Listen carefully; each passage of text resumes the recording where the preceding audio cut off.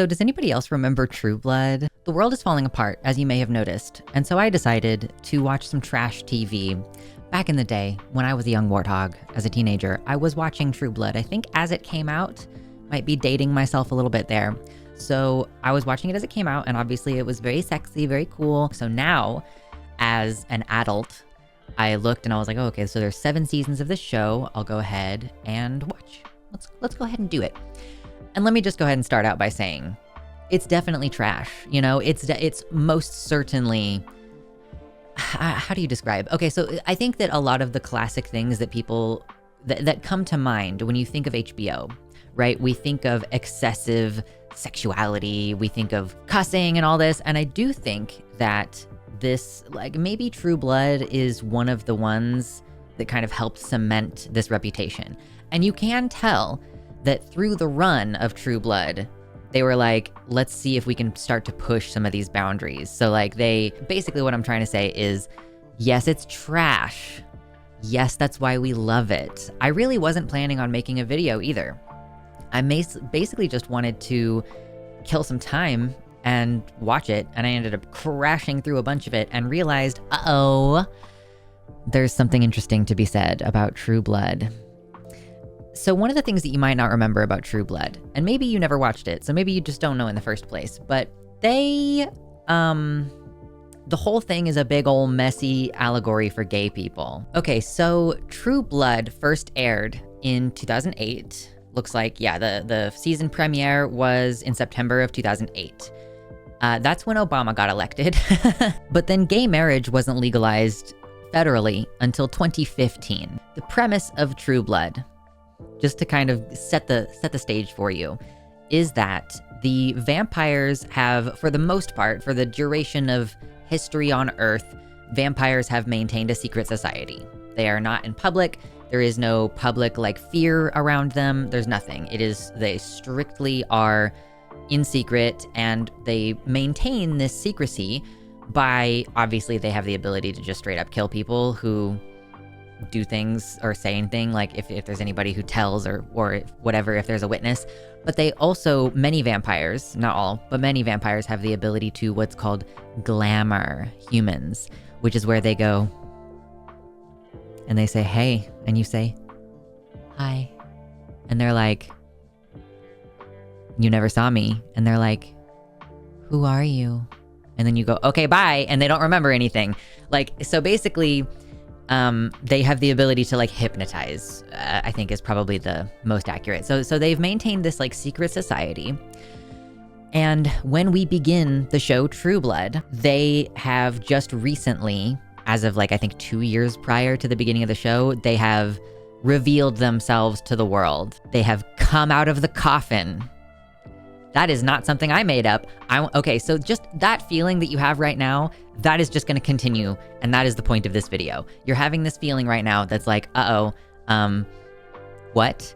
Coming out of the coffin, babes. It doesn't stop there. Okay, so cool. So they're coming out of the coffin, and they're facing discrimination.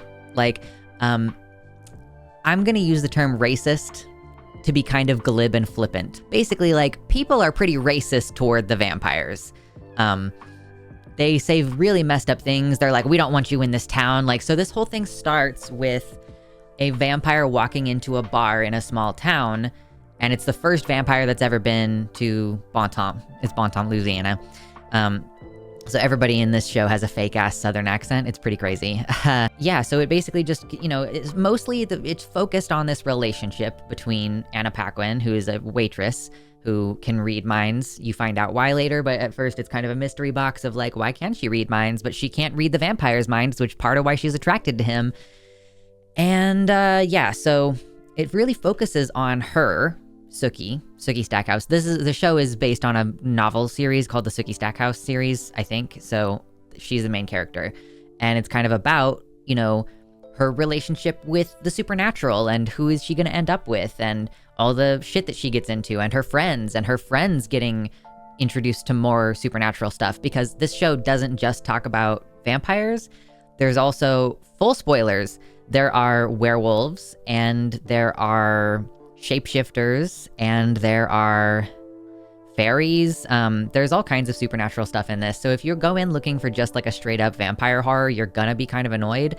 And that was something that I kind of found annoying when I was younger about it, but whatever. This is not like an overall review of True Blood. This is just a rant about the gay allegory and how it's such a mess.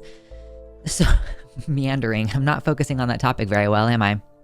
That's what chaotic movie review is all about. So there's all this discrimination and like ill will toward vampires. And it like kind of makes sense in that sense of like, well, they are literally consuming human blood to live. But the point is they came out of the coffin. They want to mainstream, i.e. they want to become part of society. There's even like the vampire civil rights bill kind of thing. There's like, which is obviously a direct correlation to the Equal Rights Act. Right? I think that's the one we've been trying to pass for years in America to guarantee rights for gay Americans and trans Americans, which like, LOL, that's not going to happen now. But anyway, it never was going to happen really. But so anyway, yeah, there's an equal rights amendment type thing. They are trying to get the right to own businesses and the right to own property, you know, the right to get married. Oh my God. They don't have the right to get married. That is a plot point in this TV show. Oh, I'm sorry. I'm getting a little carried away. Sorry, it's just nuts. It's bonkers. So, and also one of the cool things is that they have the name of the show is True Blood. It is a synthetic blood alternative that is actually nutritionally viable for vampires. So they don't even have to drink human blood. But then also with them being out of the coffin, you have people who are willing to have their blood drank, people who are interested, people who want to do it with a vampire, you know? And so that's kind of why I'm dressed this way today. This is my vampire bait fang banger outfit because, yeah, there's a special derogatory term for human beings who let vampires feed on them or who have sex with vampires, and they're called fang bangers. Also, related to that is that there are anti-vampire slurs. Do you feel as strongly as I do that the word fangers is supposed to be derivative or referential to the F slur for gay people? You know what I mean? Like, so this fanger in here, like it's used in that way where it's like, it's a hard R, you know what I'm saying? It's like, there is some true animosity in that. There's other terminology that gets used toward vampires that I think it's kind of like, I do think they've sort of created a stepping up, like a series of slurs or derogatory comments that increase in severity. Much like in the real world, there are different kinds of terminology, right? Like fairy, as it is used toward gay people, is offensive, but not as offensive as the F slur, which I think we all understand what that is. So yeah, like, so they also call them vamps, or this might be in particular a Southern thing, like particularly playing into the Southern accent that all of the characters are doing, because this is in the Deep South. They call them vampers. And I think that is kind of on a scale of at least otherizing language, if not literally a racial slur.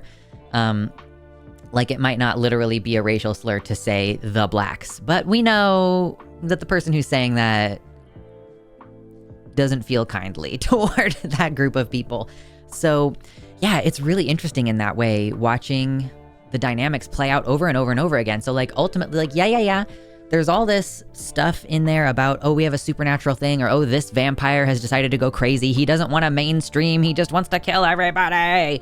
Lots of nonsense happens. But like kind of the through line through the whole show, to the extent where I can't even pick out individual scenes, probably. I don't even know. You guys may or may not have been receiving any screenshots over here because I haven't yet decided whether we're going to be bothering to do that. Dude, 7 seasons, and each episode, 12 episode seasons, is an hour long. That's a lot. I'm not going to go through it all and try to find the different scenes and the screenshots and everything. Really, I just think you should watch the show and enjoy how garbage it is, because it is so fun.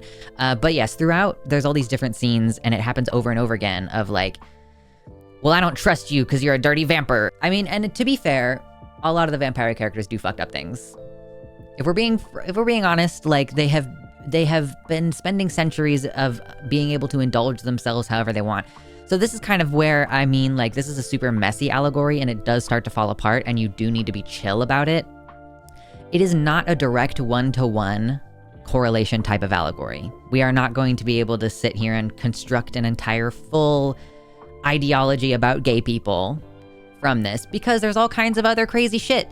Like vampire blood. Okay, so obviously vampires drink human blood to live reasons. Like the blood magically is what keeps them vital, it gives them vitality. However, vampire blood, when consumed by humans, has extraordinary healing powers they're like, we need to keep this on the hush hush because we don't want everybody to find out. Presumably because then vampires would be probably like farmed for their blood for medical reasons. So anyway, they say, ooh, we need to keep this a secret. But then they just start really casually using it a lot throughout the series. But then that never really becomes a plot point. Like it never really is a plot point that vampire blood is actually the secret to human vitality and well-being, which I think is kind of a missed feature in retrospect. Anyhow, vampire blood is able to heal you, but also it's an extremely powerful sex drug and hallucinogen kind of as needed in the plot. So like at one point a character drinks too much,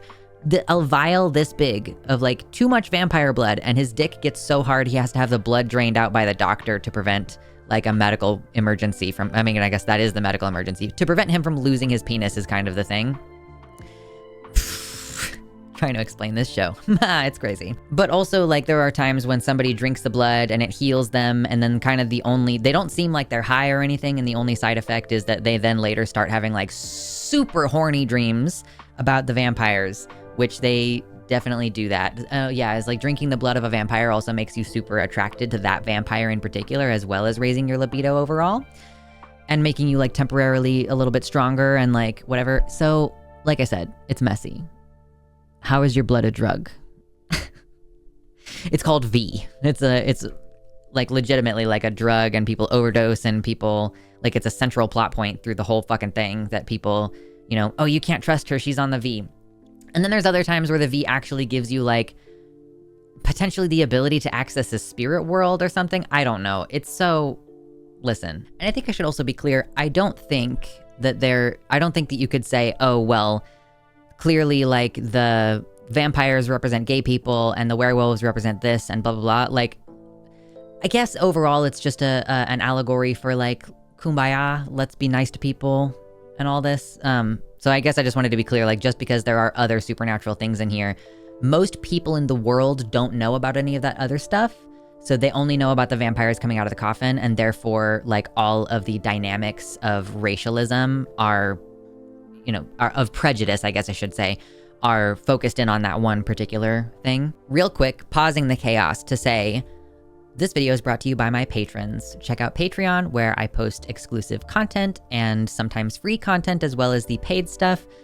Support this work, support independent creators, especially those of us who don't know if we're gonna be able to stay on platforms like YouTube because of all these different crackdowns on the internet and, all these companies racing to appease the big guy as we go forward. So thank you so much. Back to your regularly scheduled programming. Now, I do think it's also quite interesting, as this is a gay allegory. So basically there is a big evangelical church that responds to the existence of, they're basically like, these creatures are satanic and we're gonna create a militia. And kind of like one of the characters ends up sort of sucked into it. And he's like, I decided I was gonna go and find my purpose at this church camp, and the church camp is an anti-vampire church camp. Okay, they're called the Fellowship of the Sun. So it's a church group, and they are super, super duper radical. Like, absolutely. Oh my God, I have a loose hair stuck on me and I can't see it. Okay, cool, great. They're really radical. And at first, of course, it kind of starts and you're just like, oh, this is just a church group, whatever. They're just doing group activities and things. But then it becomes very clear that what they're doing is training a paramilitary force, a militia, to be able to handle the vampires. And they create special weapons and stuff. I guess this part is not really relevant to the gay allegory, but they have to develop special weapons to deal with vampires. Like, if you shoot a vampire with a normal bullet, that doesn't do anything. But if you shoot a vampire directly in the heart with a wooden bullet, that is functionally the same as staking them. And they pop like a balloon. A disgusting, blood-filled balloon when they die. They definitely, like I said, graphic blood is definitely part of the HBO brand, and they definitely brought it for this particular show. But then, of course, it does end up turning out that the gay people, or sorry, not the gay people, Jesus, the church people don't want to just say, we think God hates fangs.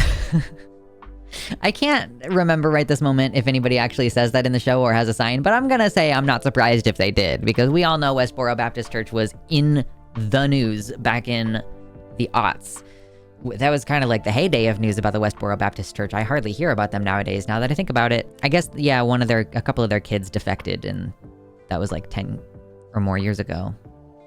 Interesting. Anyway, so God hates fangs, whatever, blah, blah, blah. They are clearly escalating into a holy war. I hate it when it's almost 20 years after a gay allegory came out and the things that are happening now are... I'm like, didn't Charlie Kirk's wife literally say, we're gonna start a holy war? I don't know. I'm trying my best not to pay attention. I'm not doing a good job. But anyway, that's why we're talking about dumb shit like TV shows. The Fellowship of the Sun thing, you kind of feel this sense of like, whatever, that's done and dusted at the end of season 2, I think, where they tell him, no, you can't do this. You can't kill this vampire. They're gonna crucify a vampire and make it meet the sun. Like classic sunlight burns them and kills them with long enough exposure. And then also like the older the vampire is, the more quickly they will just go up in flames rather than having like a little bit of wiggle time to be burning in the sun. But the Fellowship of the Sun actually ends up coming back up later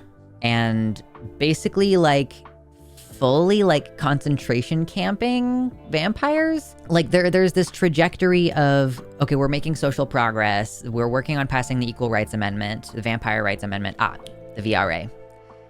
See, they do that. They like the ERA, Equal Rights Amendment, VRA, they kind of substitute it in that way where, it's clearly taking the place of the gay thing. So VRA tries to pass, but then one vampire goes crazy and decides to kill somebody on television, and then that stops the VRA from passing, and it starts to engender all these crackdowns at the state level, for the most part, on vampires, and saying like, well, the state of Louisiana doesn't allow vampires to own property. Whatever. It's like stuff like that, which seems like very bureaucratic, I guess. It makes the show sound, I guess, kind of boring when I say like, vampires not being allowed to own property, but it is like a plot point with, this vampire whose family used to live in this house, and is he allowed to own the house anymore? Is he allowed to have a will? Like, and like, again, the question of like, are they allowed to get married? And of course, the sort of issue of the prejudice, the thing that gets brought up all the time is like, well, the deceased can't own property or whatever. And obviously that would be hurtful to an individual if you're telling that to somebody who's like, okay, well, I know I'm literally dead. I know that. All the vampires, like there's usually some kind of angst about like, I've been dead for 100 years or whatever. I don't know. Or like when my life ended and then I woke up in this one, whatever. There's a little bit of angst around it, And, so it's just like hurtful to be like, well, you're dead, so fuck you. And like I know, and also it wasn't really my choice. That's the thing that's the thing that's like really makes this kind of really super uncomfortable and messy if you look at it exclusively as a gay allegory, is that the vampires are created, obviously. And that's clearly Nazi rhetoric. We've been over that before. And they create new vampires, and it's often non-consensual. Like, one time a vampire is punished for killing another vampire. Normally that would just be a death sentence, but for some reason the magister feels like lenient, and so he's like, well, normally I'd have you killed, but because you're the main vampire in this TV show, I'm just gonna have you make a new vampire. And then they bring in a girl who clearly doesn't want to be turned into a vampire, and then they turn her, and it's non-consensual. Even though their relationship ends up good later, and like it is sort of like she got saved from a super abusive religious family that was like homeschooling her and stuff. Like I said, it's still real messy. There's like a weird corruption thing where like, she was a good little virgin girl as a Christian, but now that she's a vampire and she questionably, I don't know if the vampires believe in God. I think a lot of them do, actually. It's weird. I don't know. Anyway, or some of them believe that God is actually a vampire and they have this whole other religion thing going on. Anyway, that's season 5. Just don't want to talk about season 5. So yeah, it's a little uncomfortable. Like I think most of the times that someone turns into a vampire in this TV show, it is non-consensual. And in one case, it was like, oh no, my friend, she got killed and I didn't mean for her to die. So quick, let's call a vampire and get them to, because like if a person is dead, they can still turn. It's not like the person has to be living. You just take their dead corpse and like put it in the ground. I don't know. Basically, like they have to feed from the vampire has to feed from them, and then they go sleep in the ground for an entire day, and then they wake up a vampire the next night. Cool, whatever. Point is, it's non-consensual, and it's icky that the thing that is a stand-in for the gayness is contagious and like, you know, often non-consensual. So anyhow, okay, cool, great. So in the midst of them losing all their rights, or like, you know, whatever rights that they were in the process of gaining, they end up being basically not given any protections, and the Fellowship of the Sun, like, is kidnapping a bunch of vampires and conducting experiments on them and forcing them to have sex with each other and like basically just observing them and trying to like get more information and develop new weapons, even though they already have pretty strong weapons. Like they also take like UV technology and put it inside the bullet, so they're like non-lethal rounds, but they're deeply painful. Or like silver bullets, or I don't know. Anyway, there's a lot of different stuff going on. Oh, they also develop special contact lenses that will protect you from being glamored. So yeah, like they're like, this is a holy war. We have to develop all this technology.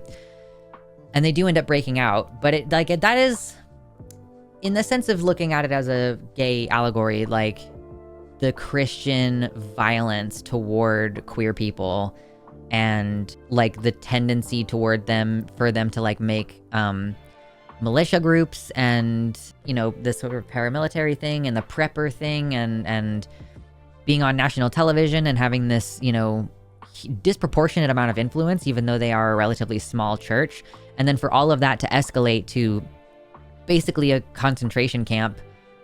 But like, I mean, yeah, no. Like in the same way that concentration camps would like experiment on people and otherwise do a bunch of stuff that they shouldn't have been doing, and like killing wantonly or using the food source to disseminate disease. I'm not going to turn my lights all back on to tell you that I also forgot to say that there are anti-vampire hate crimes and like a culture around, you know, the same kind of way that like men in trucks will go round up minorities that they don't like, blah, blah, blah, whatever. They fully go there. Another little deal with this is that, so there's a virus and it's called hepatitis V. You get introduced to it at the beginning of the show, and it is basically just like, you know, human beings can be carriers and it doesn't hurt them really. I think it's permanent. Like, I think we haven't really found, I don't know, it kind of makes it seem like somebody could maybe clear the virus, but in other ways it kind of seems like it's lifelong. So like at the beginning of the series, there's a person who's got Hep V who's like trying to get a vampire to suck his blood. And at that time, what we understand is that Hep V, while it is not good for vampires, when they catch it, it just makes them weak for a few weeks. Like it's just an illness for a few weeks and then they get better. What the Fellowship of the Sun does during this time that they're experimenting on everybody is they are taking hepatitis V, which exists naturally, and they are mutating it. They're genetically modifying it and boosting it to be deadly to vampires.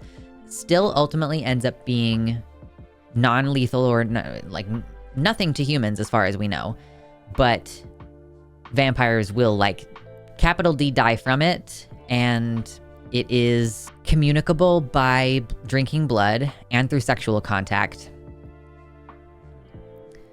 So I guess they had the good graces to not call it vampire immunodeficiency virus, but it's still really messy and debatable, like whether that's very appropriate. They do not make basically any direct references to HIV/AIDS except later on, and I think this might be in season 7. It's like really toward the end of the show. One of the characters inadvertently gets exposed to Hep V. She doesn't think she is exposed. She like, a vampire died and it's spewed blood everywhere. And she was like, I don't think I got any blood in my eyes, but then apparently she did. She lets a vampire feed off of her for survival reasons. Oh, because at some point, the Christian nationalists blow up the True Blood factories. Like, oh, no, actually, that's not even true. Sorry, I mixed it up. It's actually the psychotic vampire religious cult that blows up the True Blood factories, because they go on a real anti-mainstreaming tear, and they're like, instead, we want to be world domination or something. We're just going to get rid of all the True Blood factories so that vampires don't have any choice but to drink human blood again. So anyway, there's no more True Blood by the end. So yeah, we're at a place where human beings are supplementing vampires, like, voluntarily. And sometimes it's in ways that are sexual, and other times it's in ways that are a lot more utilitarian, more like, here, take this, drink it, get away from me. Because also hepatitis V makes vampires go feral after a period of time. Like, they lose control of themselves, they are reduced to their baser instincts. It's gross. But the only time that we get a direct callback to AIDS is because that character was like, I let a vampire drink my blood, and I think I may have accidentally given him a deadly virus, and now I'm upset, and she goes to get tested. She goes to the clinic, and on the wall of the clinic is a sticker, and I think I did take a screenshot of this, so you might see that. It's a sticker that I think says silence equals death. The pink sticker with the triangle, that's the only reference to AIDS we get. So I think that maybe this was them going, hey guys, we know that this is a very messy allegory. Trust us that we're not saying anything bad about HIV or gay people, please. Like, I don't know. It just was, again, it was really weird and really messy, and I don't know if it really hit exactly. Hi, I am editing the True Blood video right now, and okay, so I went to insert this picture, which you are now seeing, the picture of the sticker from the TV show. It says silence equals true death, and the pink triangle has these little fangs on the bottom of it.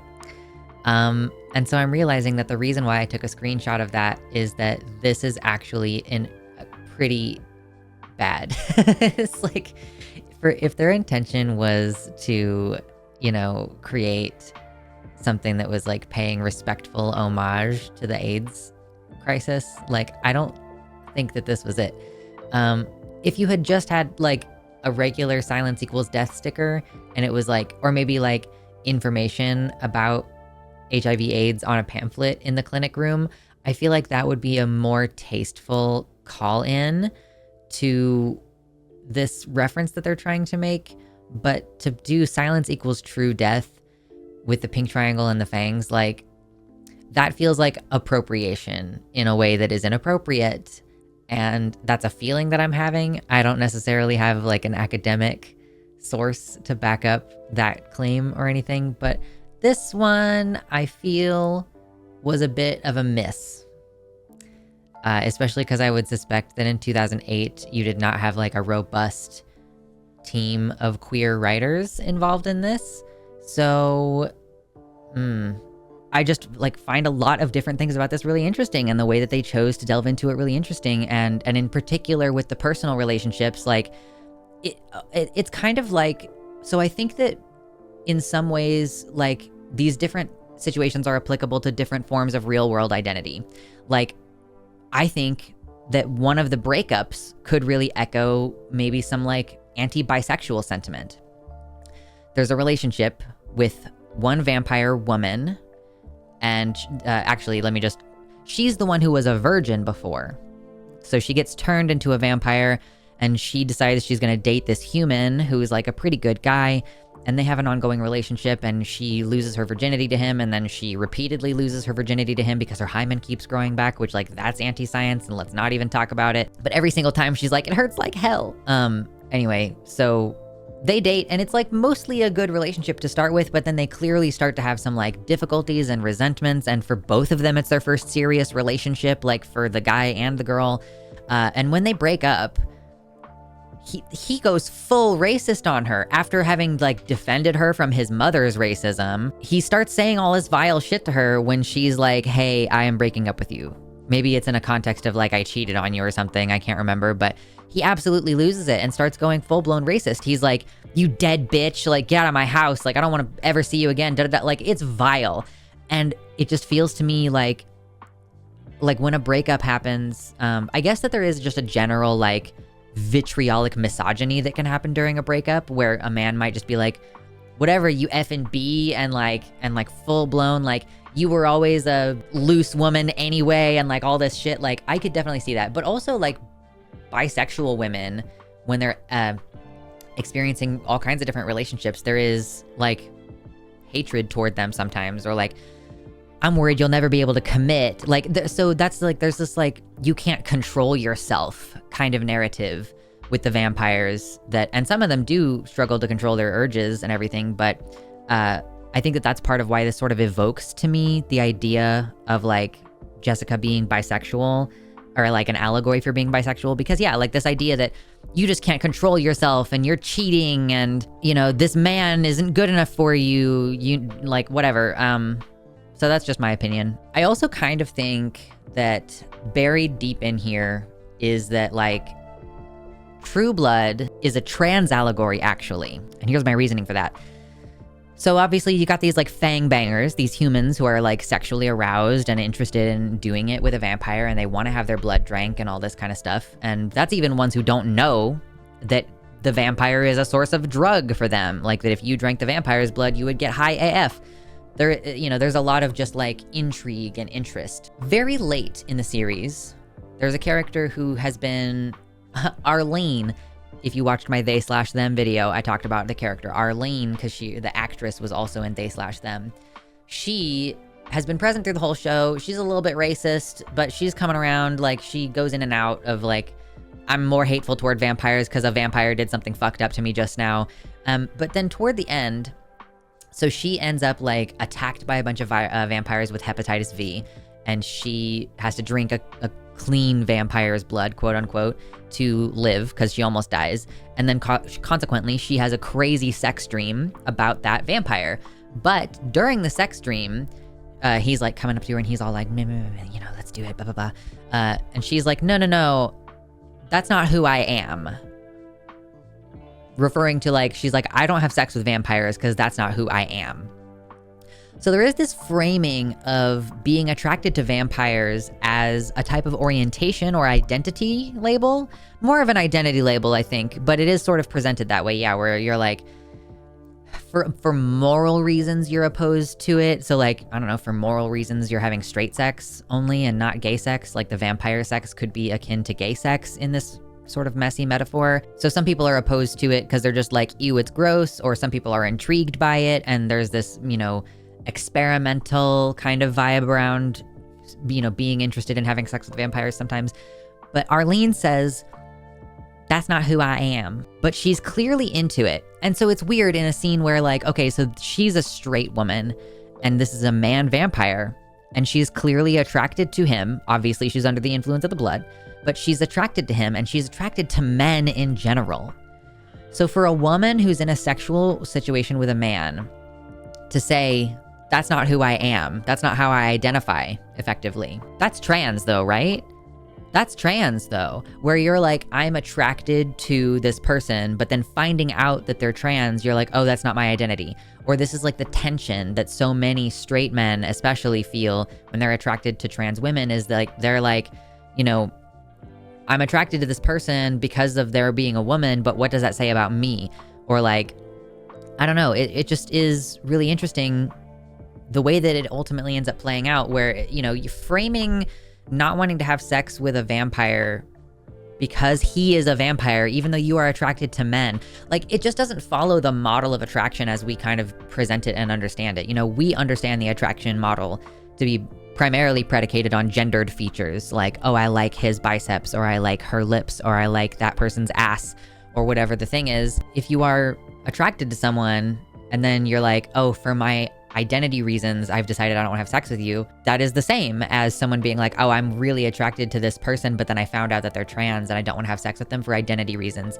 But that exists in tension with the fact that you are still physically attracted to the person. So True Blood is trans, actually. I'm almost certain that I'm missing something, but this is just my collection of thoughts about this TV show after having watched it one time, just crashed through it, and then took a couple of weeks off to deal with some stuff at home.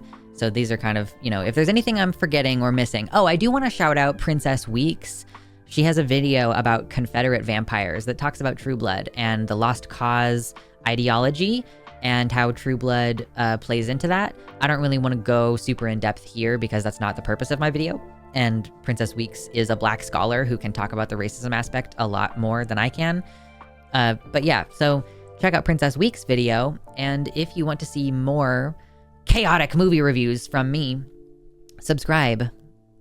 Thank you. This is what I'm trying to do with my time, is talk about politics through the lens of movies and TV. If you are enjoying this content, you can consider Patreon, but also just hit the like and subscribe buttons, check your notification settings, all the good stuff. Tell me what you think down below. And I think that's it from me today.